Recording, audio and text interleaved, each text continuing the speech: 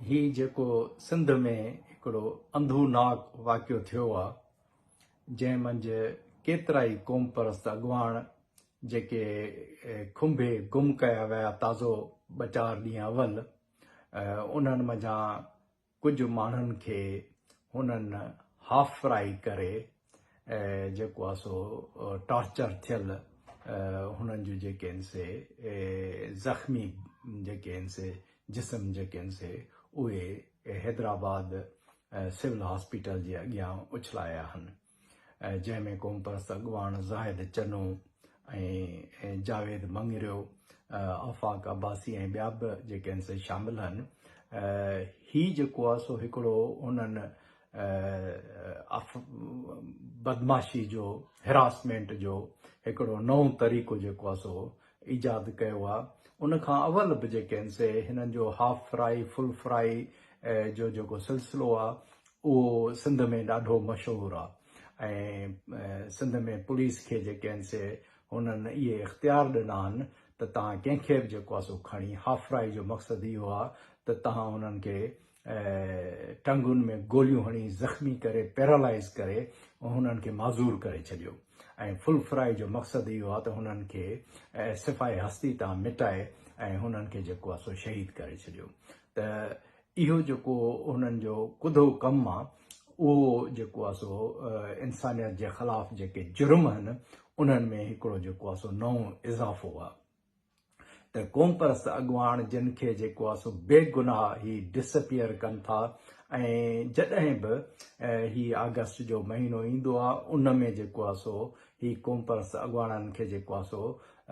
खंभे गुम कंदा आहिनि अमूमन 14 अगस्त खां अवल कंदा आहिनि पर हिन दफ़े त माना ॼण त ही पंहिंजे जेको सो कॉल्ड आज़ादी जो ॾींहुं मल्हाइनि था पिया 15 अगस्त ते बि जेके आहिनि से माण्हुनि खे खणी गुम कयो अथनि ऐं उन्हनि खां पोइ बि जेके आहिनि से माण्हुनि खे खणी जेके आहिनि से ही डिसअपियर कंदा था रहनि ऐं हिननि खे शायदि चयो वियो त तव्हां जेके असां हिरासमेंट पैदा न कई आहे सिंधियुनि जे अंदरि ऐं उहा जेके असां पैदा कयो उन लाइ जेके आहिनि से ही इवन 14 अगस्त खां पोइ बि जेके आहिनि से केतिरा ई माण्हू जेके आहिनि से डिसअपियर कया विया आहिनि ऐं ख़ुशूसन उन में बाशऊर नौजवान पढ़ियल लिखियल सम्झू जेके आहिनि से क़ौमी कारकुन हुननि डिसअपियर कया आहिनि जेके माण्हू एहतजाज कंदा हुया एनफोर्स्ड डिसअपियरेंस जे ख़िलाफ़ इंसानियत जे ख़िलाफ़ हिननि जे जुर्मनि खे एक्सपोज़ कंदा रहिया उन्हनि खे जेको आहे सो हुननि डिसअपियर करे गुम करे वरी पोइ हाणे जेके आहिनि से चइनि क़ौमी अॻुवाणनि जूं जेके आहिनि से हुननि बॉडीज़ ज़ख़्मी थियल जेके आहिनि से बॉडीज़ हुननि खे टंगुनि में गोलियूं हणी जेको आहे सो सिविल हॉस्पिटल हैदराबाद जे अॻियां जेके आहिनि से उछलाया विया ऐं हुननि मंझां कुझु हिकु ॿ क़ौमी कारकुननि जी हालति जेकी आहे तमामु जेकी आहे ॻणती जोगी आहे ऐं इन अमल जी जेकी आहे असां वड़ सिंधी कांग्रेस जे पारां सख़्तु लफ़्ज़नि में मज़म्मत कयूं था ऐं इन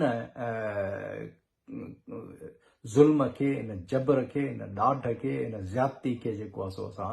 इंटरनेशनल इदारनि जे अॻियां जेको आहे सो रखंदासूं ऐं यूनाइटेड नेशन्स हुजे एमनेस्टी इंटरनेशनल हुजे या जेके बि ह्यूमन राइट्स जा इदारा आहिनि उन्हनि खे जेको आहे सो असां हुननि जी जेके असां कोशिशि कंदासूं त उन्हनि जी जेकी असां दाद रसी थिए ऐं इन्हनि जे केस खे जेको आहे सो इंटरनेशनल फोरम्स ते जीअं हुननि जे फैमिलीज़ जेको आहे सो अपील कई आहे ऐं क़ौमी कारकुननि जेका सो क़ौमी अॻुवाणनि बि जेको आहे सो अपील कई आहे त इन खे जेको आहे सो ख़ुदि जेको आहे सो इहो सुप्रीम कोर्ट जो बि ऐं सिंध हाई कोर्ट जो बि फ़र्ज़ु थो थिए त इन्हनि केसनि जो सो मोटो एक्शन खणनि ऐं नोटिस वठनि ऐं असां बि जेको आहे सो इंटरनेशनल प्लेटफॉर्म ते इन्हनि खे ज़रूरु जेको आहे सो खणंदासूं ऐं इंटरनेशनल जेके स्पेशल रिपोर्टियर्स आहिनि उन्हनि खे जेको आहे सो इहो केस पहुचाईंदासूं ऐं नेक्स्ट मंथ जेको जेनेवा में ह्यूमन राइट्स जो इजलास थिए थो उन में इन्हनि केसनि खे खणंदासूं ऐं असां जेको आहे सो उन्हनि क़ौमी कारकुननि खे ऐं उन्हनि जी फैमिलियुनि खे बि जेको आहे सो यकीन था ॾियारियूं त असां तव्हां सां गॾु आहियूं हिन ॾुख जी घड़ी में तव्हां सां गॾु आहियूं ऐं तव्हांजा जेके आहिनि से ही क़ुर्बानियूं जेके आहिनि से रायगान न वेंदियूं ऐं उनखे जेको आहे सो इंटरनेशनल प्लेटफॉर्म्स ते ज़रूरु खणंदासूं रियासत मुसलसल 2022 में असांजे मथां वीगो गाॾियूं चाढ़ियूं जंहिंमें असांजूं टंगूं ॿाहूं भॻियूं। वरी हाणे टियों चोथों ॾींहुं मां घर सुतो पियो हुउमि। अची असांजी चादर जी चौदीवारी जो तक़दस पामाल करे ॿारनि खे हिरासा करे हथियार जे ज़ोर ते उतां मूंखे खणी आया। 2 ॾींहं पंहिंजी हिननि में बख्तरबंद में घुमाए। राति जो पहिरियां नसीम नगर थाणे ते मूंखे ॾिनो, उन्हनि हाफ़राई न कयो। उन खां पोइ 20 सेक्शन थाणे ते मूंखे ॾेई हाफ़राई करे हिते अस्पताल में खणी आया।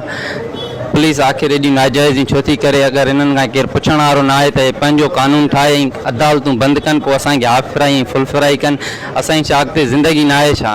सो हे माण्हुनि खे भागीदार करणु चाहिनि ऐं हे नथा चाहिनि त मुल्क में अमन अमान रहे। सो असां हिन हुकूमत मां त को उम्मीद नथा रखूं जो मुतालबो कयूं। बहरहाल असां आला अख़्तियारनि ऐं अक़वाम मुतहिदा खे अपील कंदासीं त असां सिंधी माण्हुनि ॾे ध्यानु ॾियनि। मारियो अथनि, होटल मां वठी मुंहिंजे मानी पे खाधी। 4 ॾींहं गुम करे असां ग़रीबनि सां ज़ुल्म करे छॾियो अथनि। असां ग़रीबनि सां नंढा नंढा बच्चा न पाण कमायासीं बदिले ते। अल्लाह ॾिसंदो पुलिस वारनि खे जिन्हनि असां सां ज़ुल्म कयो आहे। 4 ॾींहं निकाए असीं थाणनि ते भॼी भॼी ज़ुल्म करे करे असां सां एॾो ज़ुल्म उन्हनि कयो, असांखे न ॿुधायूं। हाणे गोलियूं हणी हिते छॾे विया आहिनि। एॾो असां सां ज़ुल्म आहे। सदाम नालो अथसि, हजारो अलाह ॾिने जो पुटु आहे। असां सां ज़ुल्म आहे, ज़ुल्म पुलिस ज़ुल्म करे थी। रियासती पाकिस्तानी इंटेलिजेंस इदारनि तरफ़ां क़ौमी कारकुननि खे गोलियुनि सां परूड़ करे उन्हनि खे हैदराबाद सिविल हॉस्पिटल में दाख़िल कयो वियो आहे, जंहिंमें जावेद मंगरियो, सजाद चना, ज़ाहिद चना, सावल सोलंगी खे हिकु दफ़ो ॿीहर खंभे गुम करे गोलियुनि सां परूड़ करे सिंध खे हिकु दफ़ो ॿीहर 14 अगस्त जो हिकु ॿियो तोहफ़ो ॾिनो वियो आहे। हिननि दोस्तनि जो सूर इहो हुयो त ही पंहिंजे वतन सिंध सां मोहबत कनि था ऐं जेके न सिंध वतन जे लाइ जाखोड़नि था ऐं सिंध जी आज़ादी लाइ सियासी तौर जर जंग वञी करे फ़िक्रे जीएम सैद खे माण्हुनि ताईं पुॼाइनि था। इन सफ़ाकाना ज़ुल्म बर्बरियत जी सख़्त लफ़्ज़नि में GSN फ्रीडम मूवमेंट तरफ़ां मज़म्मत कयूं था। 14 अगस्त ते समूरी क़ौमी तहरीक तरफ़ां ग़ुलामी जो ॾींहुं मल्हायो वियो, जंहिंमें समूरी सिंध में क़ौमी परचम सिंधु देश जा चाढ़िया विया। ॿाहनि ते कारियूं पटियूं ॿधी ऐं कारा झंडा चाढ़े हिन ग़ुलामी खां बेज़ारी जो ऐलान कंदे ब्लैक डे मल्हायो वियो। इन सियासी जदोजहद खे ॾिसी इन जिन ग़ुलामी खां बेज़ारी सिंधी माण्हुनि जी ॾिसी रियासत बौखलाहट जो हिकु दफ़ो ॿीहर शिकार थी वई ऐं हिननि क़ौमी कारकुननि खे खंभे करे 4 ॾींहं गुम कयो। मुसलसल उन्हनि ते तशदुद करे उन्हनि जे लटकाए करे उन्हनि जे नकनि में पाणी बि विधो वियो ऐं पोइ उन्हनि खे गोलियूं हणी करे ऐं ज़ख़्मी हालत में जेके सिविल हॉस्पिटल पुॼायो वियो, जिते तव्हां उन्हनि जा मौक़िफ़ ॿुधी सघो था, जंहिंमें दोस्तनि मौक़िफ़ क़ौमी कारकुननि ॾिना आहिनि। हथकड़ियूं लॻल अथनि पर उन्हनि जा इरादा ऐं जेके आहिनि उन्हनि जा मक़सद ख़ातिर क़ुर्बानी ॾियण जो जोश ऐं वलवलो अञा बि ज़िंदा आहे। आवाज़ अक मौजूद GSN जी लतीफ़ जी ॿोली जीअं त 15 अगस्त शाम जो मूंखे ऐं मां आफ़ाक़ मूंसां दोस्त असीं दुकान पंहिंजो बंदि कयोसीं। पंहिंजी दुकान खां वापसी अची असीं नसीम नगर पंप जमाली पंप ते पहुतासीं तेल भराइण लाइ। उते जेको आहे त सिविल ड्रेस में मलबूस कार हथियारनि समेत ऐं 2-3 पुलिस जूं गाॾियूं जे सिविल ड्रेस वारनि अची असांखे पोयां बटणी करे मूंखे ऐं मुंहिंजे दोस्त खे असांखे मथो कारो कपिड़ो ॾेई करे के अणॼातल हंध ते मुंतक़िल करे विया। उते तशदुद खां बाद असां को पुछा वछा कई वई त असां वटि अहिड़ी का बि एक्टिविटी न निकिती। ख़ासि करे 14 अगस्त जे हवाले सां जेको आहे त उन हिसाब सां असांजो जेका अहिड़ी का ॻाल्हि आहे ई न चयो वियो त तव्हीं कुझु पंहिंजो माहौल जोड़ियो पिया सोचियो त असीं कुझु बि न पिया जोड़ियूं असीं पंहिंजो कारोबार पिया कयूं रोज़ी में लॻी विया आहियूं उन खां पोइ असांखे मुख़्तलिफ़ हंधनि ते रखियो वियो मुख़्तलिफ़ हंधनि तां ॾींहं जो राति ॾींहं अलाए किथे रखियो वियो राति अलाए किथे रखियो वियो हुते तरह तरह जा माना असां ते तशदुद कया विया असांजे जेको आहे त नक में पाणी जो दोस्तनि खे चुनी वियो पाणी विधो वियो ऐं जेको आहे त असांजे पेरनि ते जेको आहे त तशदुद कयो वियो जेको सुॼाया विया आहिनि ऐं राति असांखे जेको आहे त उन्हनि जेको आहे त पाण में मीटिंग करे जंहिंमें जेको आहे त आला ऑफिसर हुया उन्हनि इहो माना असांखे चयो त बाबा तव्हांखे असीं पुलिस जे हवाले कंदासीं हैंडओवर कंदासीं पोइ असांखे दोस्तनि खे खोड़ मुख़्तलिफ़ हंधनि ते जेको आहे त मूंखे त भिटाई नगर थाणे ते खणी आया भिटाई नगर थाणे ते पहुचण लाइ मूंखे जेको आहे त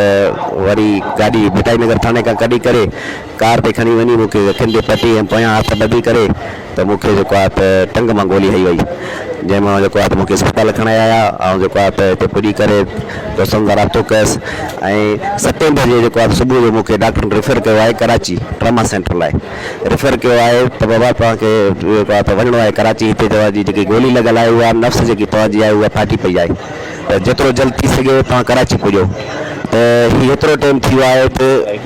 हिकिड़ी लॻल आहे असांखे हाणे एतिरो वक़्तु थी वियो आहे असांखे जेको आहे त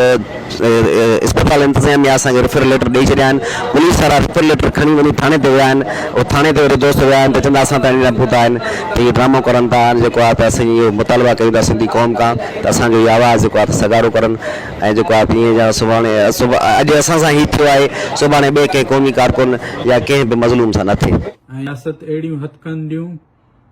माज़ी में बि मुख़्तलिफ़ वक़्तनि ते कंदी रही आहे पर क़ौमी कारकुननि जेको आहे पाण मल्हायो आहे ऐं उन्हनि खे इहो ॿुधायो आहे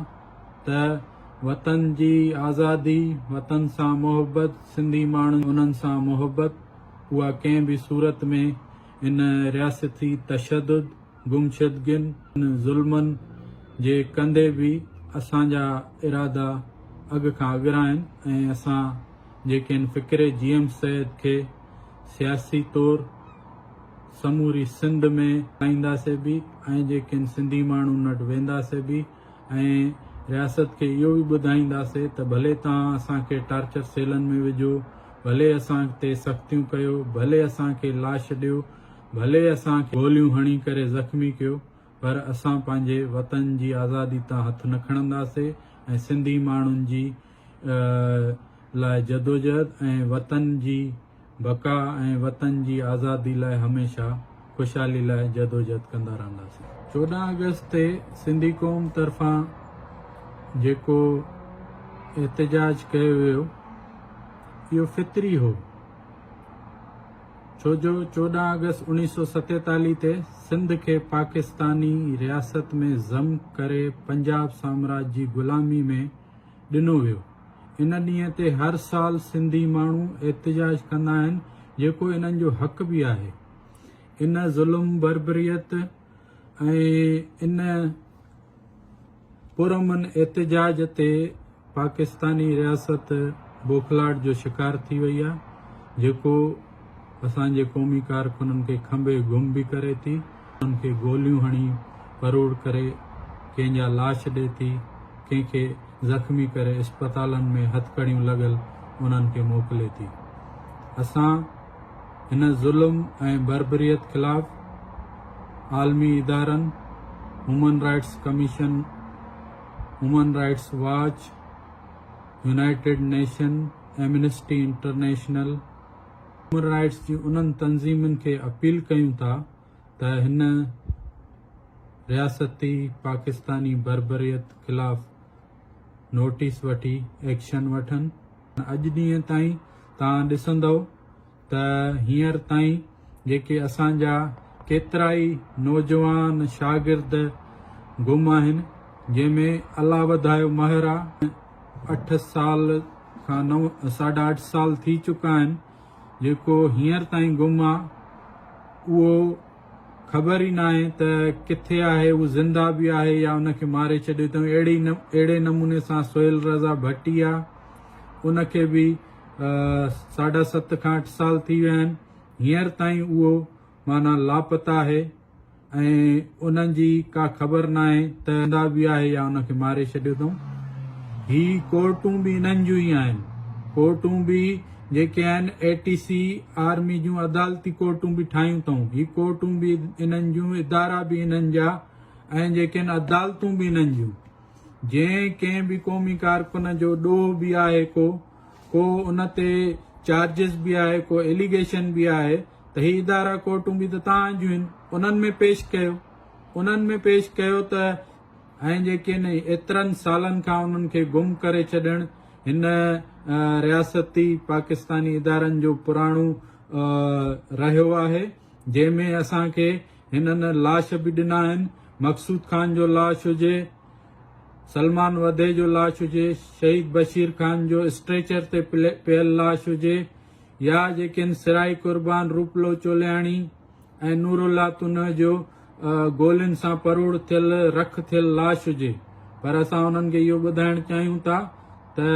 भली असांखे लाश ॾियो, भली असांखे साड़े छॾियो, ऐं भली असांखे जेके आहिनि टार्चर सेलनि में विझो, भले गोलियूं हणो,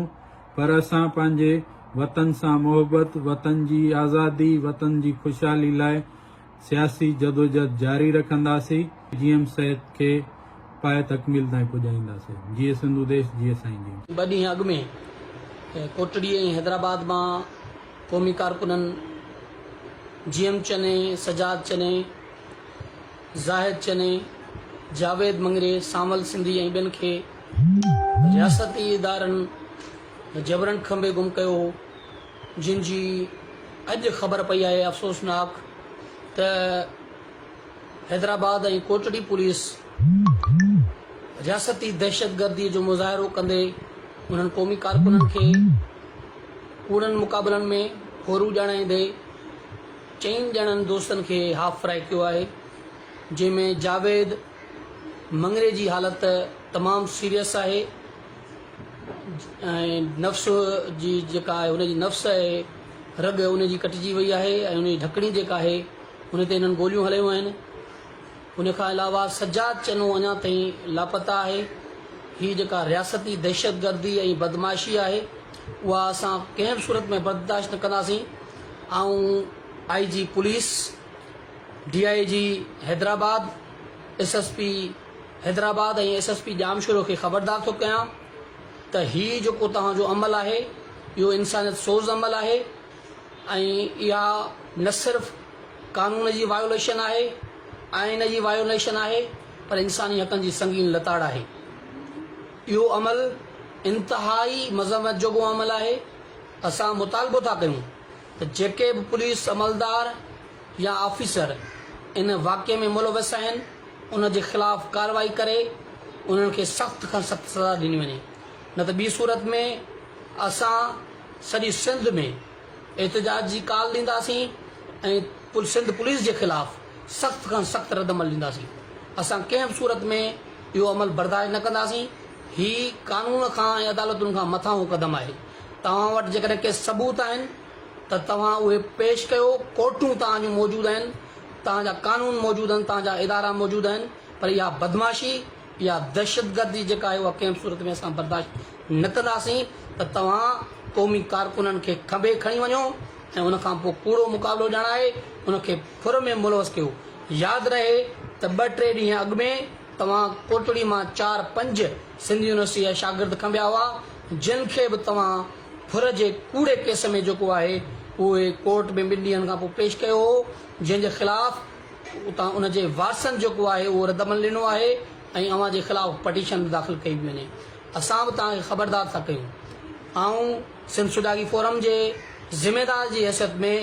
ऐं तव्हांखे ख़बरदार थो कयां त जेको अनलॉफुल जेको एक्ट आहे उहो ख़तमु कयो वञे। इहा जेका हिन वक़्तु तव्हां रविश कई आहे उहा कंहिं बि सूरत में बर्दाश्त योगी न आहे। इहा कानून खां अदालतुनि खां मथां ई रविश जेका आहे उहा तव्हांजे ख़िलाफ़ थींदी। असां न सिर्फ़ु तव्हांजे ख़िलाफ़ कानूनी कार्रवाई कंदासीं कोर्टुनि जे थ्रू, पर तव्हांजे ख़िलाफ़ सॼी सिंध में एहतजाज जी तहरीक हलाईंदासीं। असां मुतालबो था कयूं त हिकदमि सजाद चने खे ज़ाहिर कयो वञे ऐं आज़ादु कयो वञे ऐं हीअ जेके नौजवान आहिनि जिन खे तव्हां हाफ फ्राई करे बेदर्दी सां जेको गोलियूं हणी तव्हां इस्पताल में हवाले कयो आहे उन्हनि जो इलाजु करायो वञे ऐं उन जे अज़ाले तौरु जेके बि पुलिस अमलदार या ऑफिसर इन मामले में मुलवस आहिनि उन्हनि खे गिरफ़्तार करे सख़्त खां सख़्त सज़ा ॾिनी वञे। कंहिं बि कानून जे इदारे खे इहो इख़्तियार न आहे त हू अदालतुनि खां मथां थी करे बेगुनाह जेको आहे क़ौमी कारकुननि खे गोलियूं हणनि, उन्हनि खे ज़ख़्मी कनि। तव्हां वटि सबूत आहिनि त तव्हां सबूत पेश कयो, उन्हनि खे कोर्टुनि में आणियो, असां कोर्टुनि खे फेस कंदासीं। पर इहा किथां जी जेको आहे रविश आहे त तव्हां उन्हनि क़ौमी कारकुननि खे पहिरीं खंबे गुम कयो था ऐं उन खां पोइ उन्हनि खे हाफ फ्राए करे या उन्हनि जा चिचड़ लाश तव्हां ॾियो था। इहा कंहिं बि सूरत में बर्दाश्त कई न वेंदी। ऐं सिंध खे अपील थो कयां त हिन बर्बरियत, हिन ज़ुल्म, हिन ॾाढ ऐं जबर जे ख़िलाफ़, हिन पुलिस गर्दी जे ख़िलाफ़, हिन दहशत गर्दी जे ख़िलाफ़ जेको आहे तव्हां निकिरो, एहतिजाज कयो। सुभाणे ईअं थिए त तव्हां ऐं असां समूरनि साथियुनि खे ईअं ई बेगुनाह जेको आहे गिरफ़्तार करे ऐं उन्हनि खे हाफ फ्राए करे गोलियूं हणी मारे छॾनि। हिननि जी बदमाशी कंहिं सूरत में इहा बर्दाश्त न कई वेंदी। असां जल्द हंगामी बुनियादनि ते इजलास घुरायो आहे इन मामले ते ऐं जल्द खां जल्द सॼी सिंध में इन मामले जे ख़िलाफ़ एहतिजाजी तहरीक हलाईंदासीं ऐं पुलिस अमलदारनि जे ख़िलाफ़, पुलिस पार्टी जे ख़िलाफ़ ऐं रियासत जे उन्हनि इदारनि जे ख़िलाफ़ कानूनी कार्रवाई सां गॾोगॾु एहतिजाजी तहरीक शुरू कंदासीं। उन करे आउं सिंध जे शऊर खे अपील थो कयां त हिन ज़ुल्म जे ख़िलाफ़ ख़ासि तौर ते आउं human rights commission of Pakistan ऐं जेके बि इंसानी हक़नि जा डिफेंस ऑफ ह्यूमन राइट्स आहे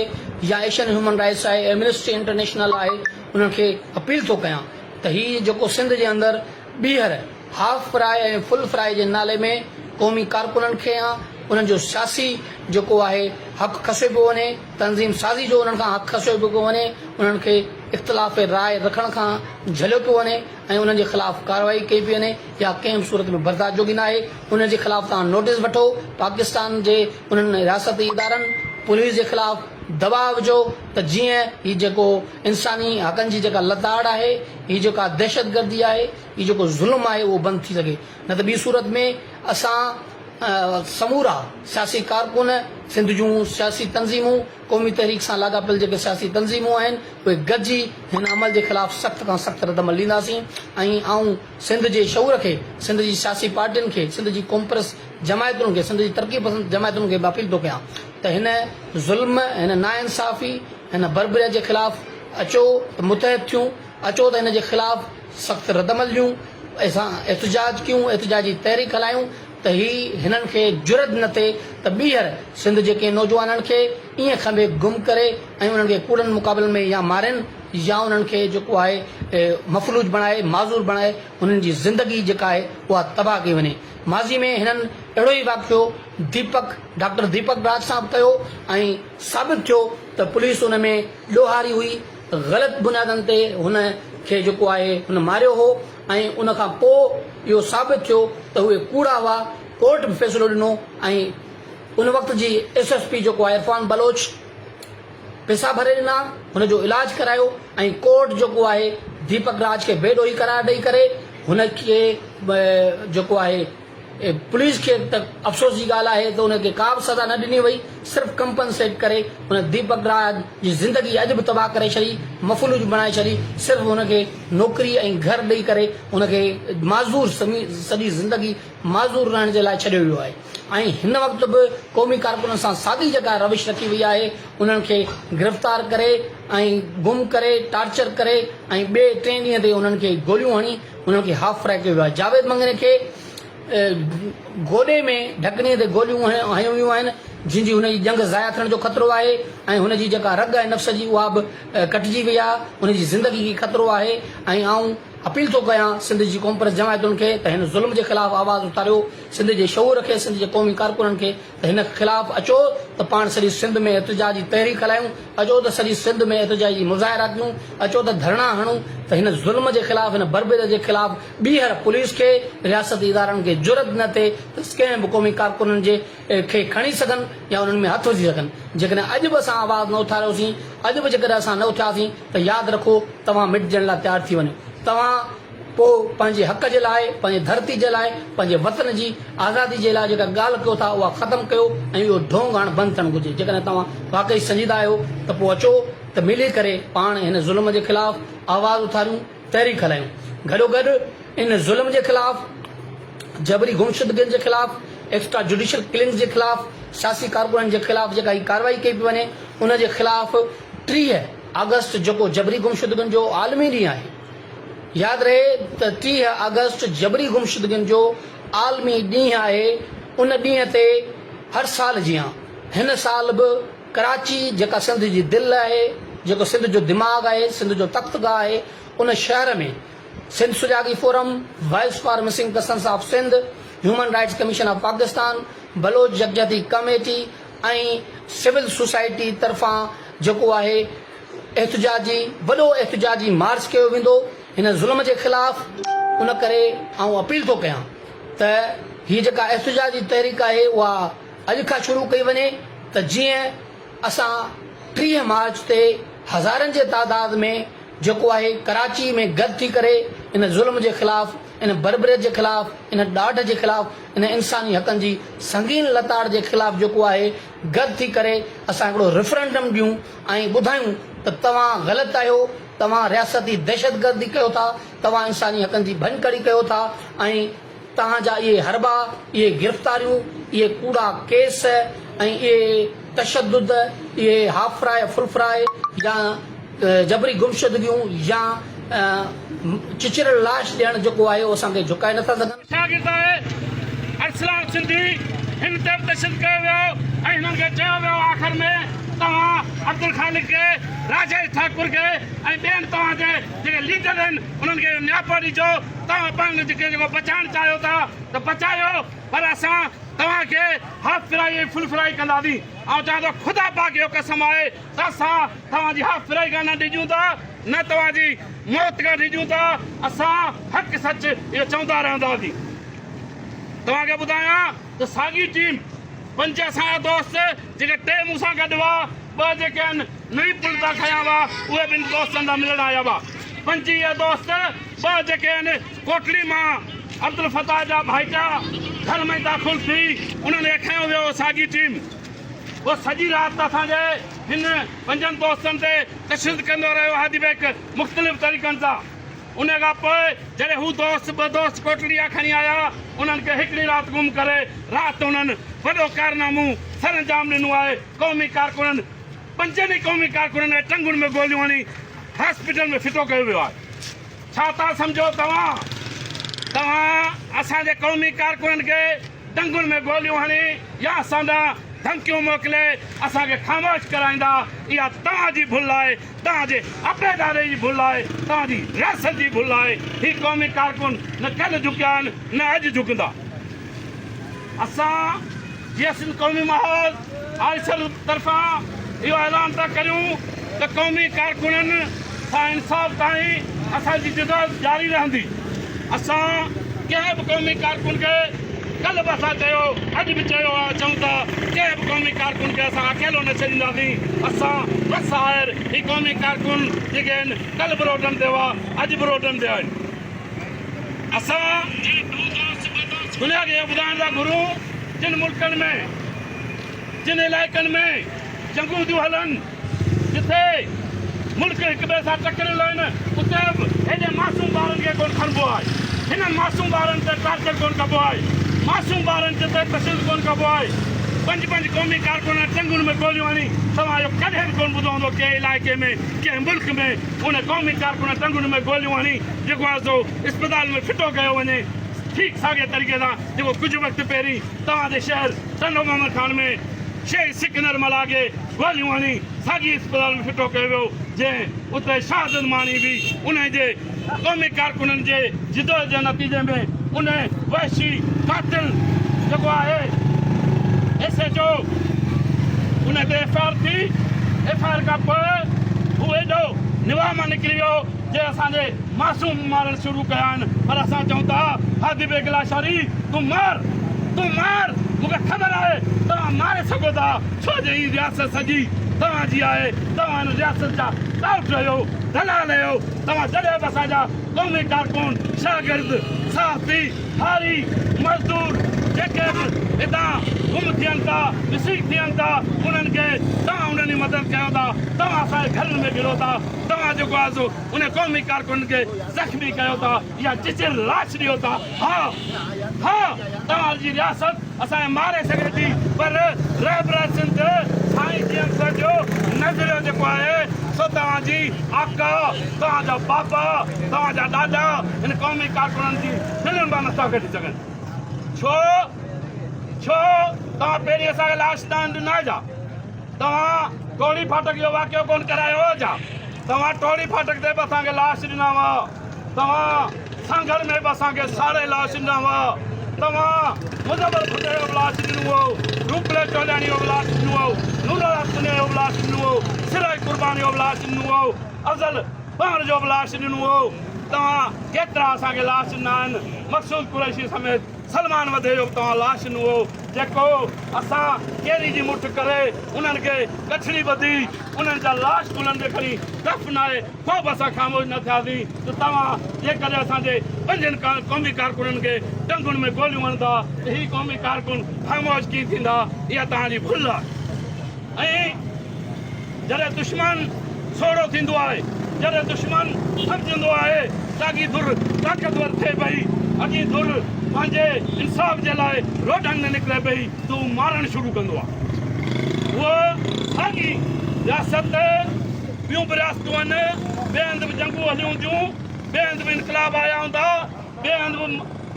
मुख़्तलिफ़ तरीक़े सां उन क़ौमुनि खे मारणु शुरू कयो हूंदो तव्हां कश्मीर जे लाइ घोड़ा घोड़ा करियो था ढोल वॼायो था पर आउं सम्झां थो कश्मीर में अहिड़ो ज़ुल्म न आहे जेको सिंध जे अंदरि थिए पियो असां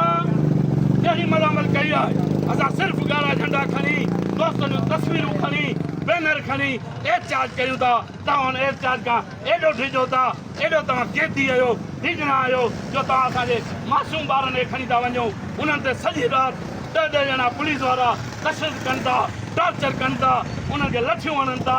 उन्हनि खां ज़ोरी ज़बरदस्ती बीजनि ते बयान ॾियारनि था पर असांजा क़ौमी कारकुन असांजा मासूम ॿार अॼु बि असांजा गॾु बीठल आहिनि इन में इहा तव्हांजी शिकस्त आहे इहा तव्हांजी भुल आहे तव्हां असांखे ख़ामोश कराए सघो था उन जे करे असां रियासत खे ॿुधायूं था त इहे जेके हथकंडा तव्हां इस्तेमालु करियो था इहे तव्हांखे हीअं सम्झो वक़्त खां अॻे निस्ता ऐं नाबूद करे छॾींदा तव्हांजी रियासत टुटी वेंदी छो जे किथे गोली जे ज़ोर ते ॾाढ जे ज़ोर ते कंहिं माण्हू खे ग़ुलाम करे सघिजे थो पर वरी टिघे अरसे ताईं नथो ग़ुलाम करे सघिजे पाकिस्तान जी रियासत जॾहिं खां पाकिस्तान वजूद में आयो आहे उन टाइम खां वठी सिंध हिंद बलोचनि ऐं पख्तूननि खे मारणु शुरू कयो आहे बलोचनि जा अॼु बि हज़ारे माण्हू तव्हांजे टॉर्चर सेलनि में आहिनि तव्हां हज़ारे लाश न आहिनि तव्हां 25 30 माण्हू हिकिड़ी क़बर में दफ़नाया आहिनि पोइ छा बलोच ख़ामोश थी विया अॼु बलोचनि जूं नियाणियूं निकितियूं आहिनि जेके तव्हांजी गोलियुनि जे साम्हूं अचनि थियूं तव्हांजी रुकावटूं तोड़े पंहिंजा एहतजाज नोट कराइनि थियूं पंहिंजी सॼी क़ौम बलोचनि